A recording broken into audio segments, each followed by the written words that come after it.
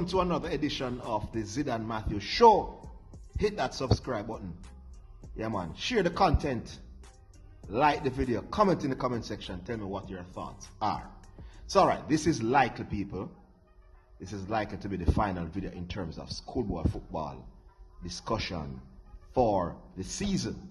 Yes, I might talk about a schoolboy footballer or a schoolboy coach. Maybe.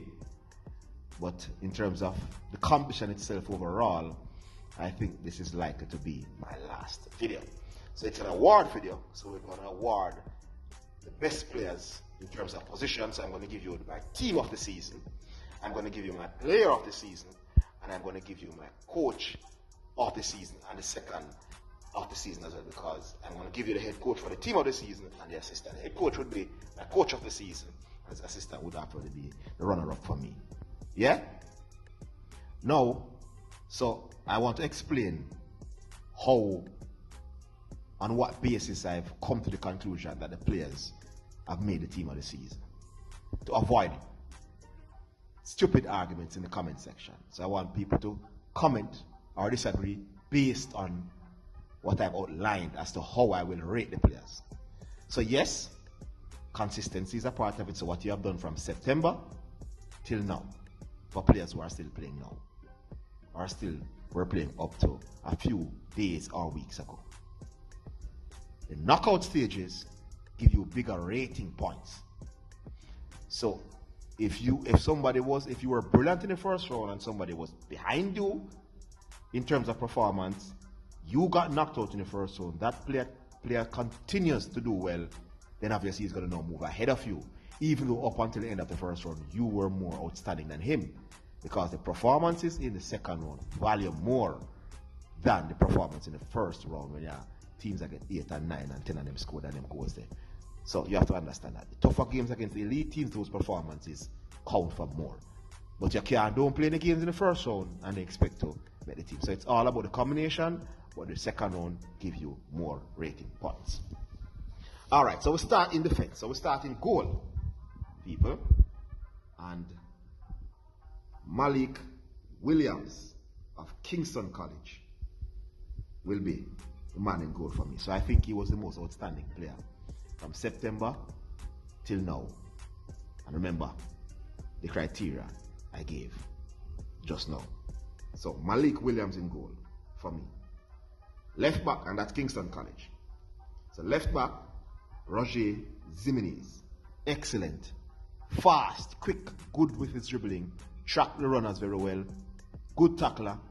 But the most impressive thing for me with him is his dribbling ability. He could be a proper winger, it appears, the way he moves and glides with the ball going forward.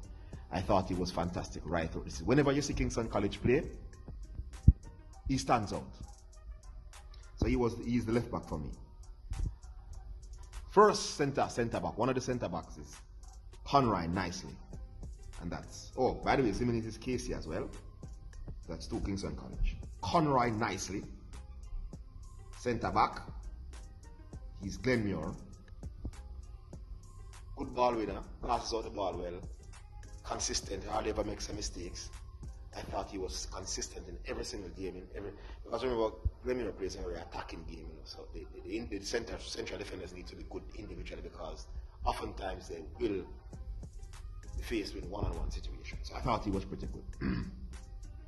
O'Neill Headley is the other centre back, so I'm going with both centre backs from Glenmuir to partner each other.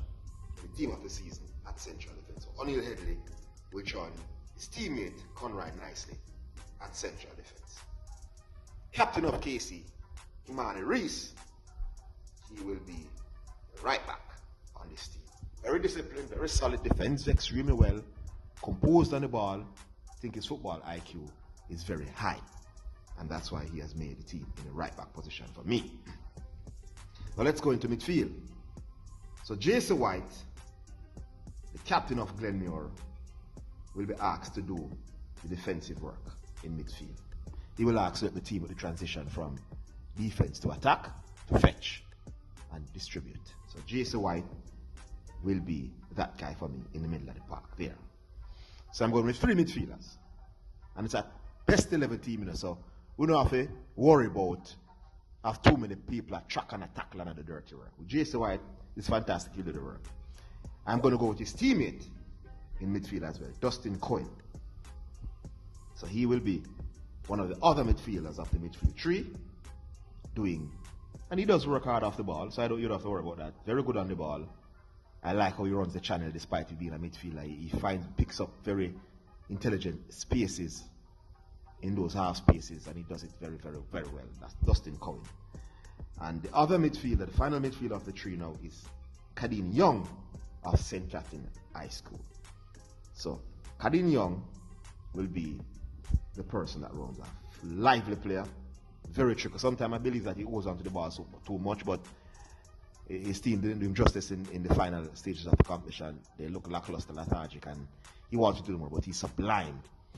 And he could play out wide as well, but I like his creativity from midfield. He's very close control, he's very good on the ball in tight areas. So Kadeen Young will be the other midfielder of the three.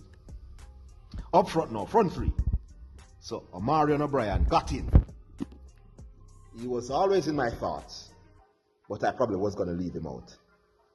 But that last-ditch effort against McGrath to help his team win the Nakasta Cup got him in.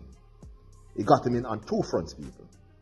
He got another goal to his tally, and he also put me in a position where how then you will leave out every player from the Nakasta Cup winning team. So him score another goal. I said, be careful, you need to pick this guy up. But then, when I thought about it, then you're going to leave out, you're not going to have a player from the winning Nakasta Cup team.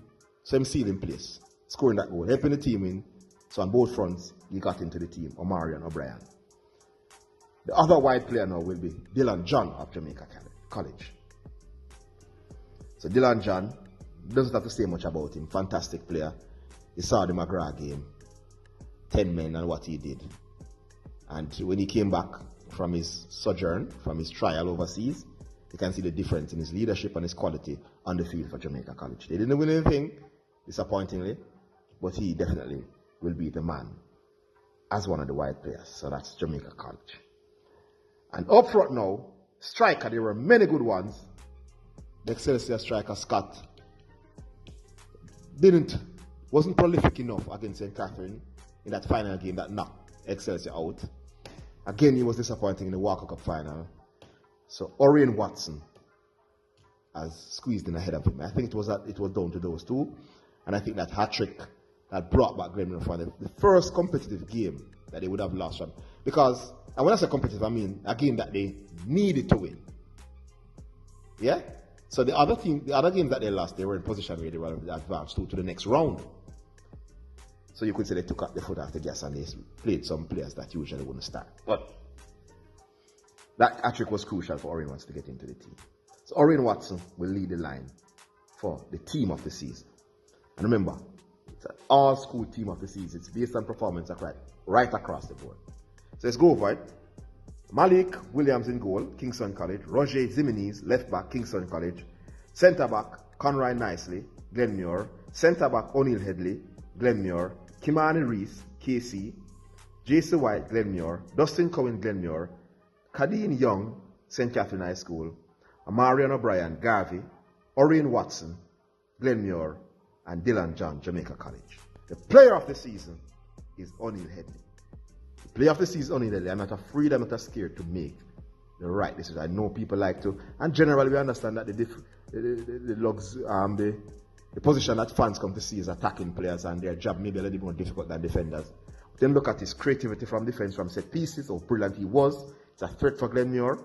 He was one of the best defenders, if not the best defenders in all of schoolboy football. And his free kicks directed to goal, saw what he did against Jamaica College. So there's no two ways about it that O'Neill Headley was indeed the footballer of the season right across the board in schoolboy football.